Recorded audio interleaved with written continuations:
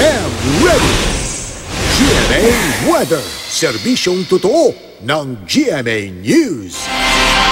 Mga kapuso, magpapaulan ang tail end ng isang cold front dyan sa ilang bahagi ng Luzon bukas. At sa datos ng Metro Weather, maghapon na maulan dyan sa mga rehiyon ng Ilocos, Cagayan, Varet, Cordillera. Makikita niyo mga kulay orange na kulay, yung mga malalakas sa ulan. Kasama na yung mga probinsya ng Nueva Ecija at dyan sa May Tarlac. At sa Metro Manila, maula pero mababa lang yung tsansa ng ulan. Maghapon yan at nasa 36 degrees Celsius mga kapuso yung atin naman posibleng init factor sa tanghali. Sa Visayas, walang inaasahan ulan bukas dyan mula dyan sa Eastern, Central at Western Visayas. At sa Mindanao, buong araw maulan dyan sa Med Davao Region habang maging I am ready po sa thunderstorm. Sa malaking bahagi ng Mindanao sa hapon, lalo na yung Caraga Region, yung BARMM maging Soc-Sargen.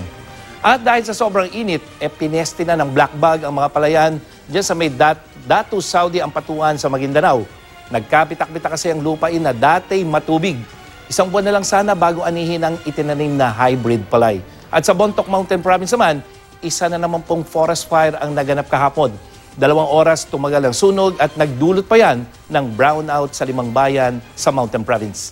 Mga kapuso, manatiling I am ready sa lalo pang pag-init ang panahon at mababang ulan dahil hindi pa po nagsisimula ang tag-init.